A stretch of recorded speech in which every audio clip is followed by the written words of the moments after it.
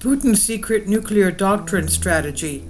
Russia is considering changes to its nuclear strategy due to concerns about Western policies on nuclear weapons. President Putin of Russia hinted at adapting Russian nuclear doctrine to maintain global balance and deter potential threats.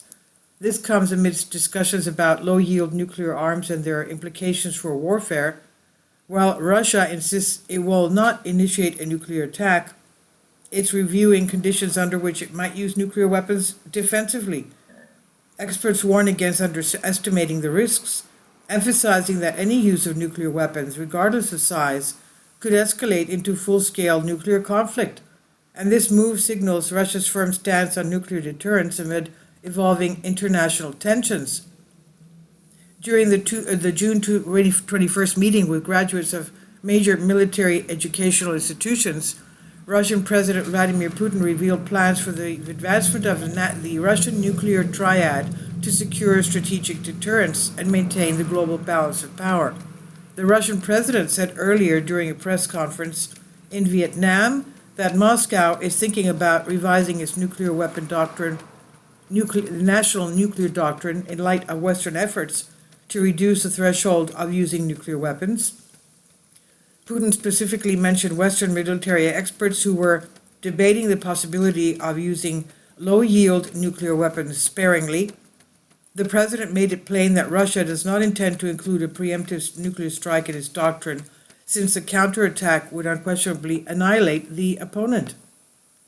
Dmitry Kornev, the creator of the military Russian portal, claims that Putin is making a very obvious statement to the West. He does not, however, anticipate significant adjustments to Russia's nuclear strategy.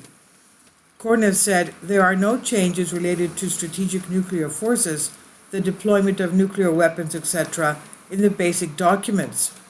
The Fundamentals of Nuclear Deterrent State Policy, released on June 2, 2020, states that 4 factors could lead to Russia using nuclear weapons. 1. Receipt of reliable information about the launch of ballistic missiles attacking the territories of the Russian Federation or its allies. 2. The enemy's use of nuclear weapons or other types of weapons of mass destruction on the territories of the Russian Federation and or its allies. 3. The adversary is acting against critical Russian government or military installations, which could disrupt the response of Russian nuclear forces. 4. Aggression against the Russian Federation with the use of conventional weapons when the very existence of the state is threatened. Kornev assumed, he said, a more detailed description of these conditions may most likely follow. Professor at the Higher School of Economics and retired General Evgeny Buzinski, chairman of the executive board of the think tank PIR Center, says there is no mystery that low-yield nuclear weapons exist already. He said low-yield nuclear weapons are those in the range from 0.5 to 50 kilotons, said Buzinski. What was dropped on Hiroshima at one time, 20 kilotons, could be called a low-yield bomb according to current definitions. Furthermore, Buzinski stated that he saw no use for miniaturizing nuclear weapons. The former lieutenant general brought up the fact that the Trump administration was considering fitting cruise missiles with nuclear bombs that may produce little explosions in 2018, and according to Team Trump, it would give the U.S. a needed non-strategic regional presence to meet the increased need for flexible and low-yield options in foreign policy.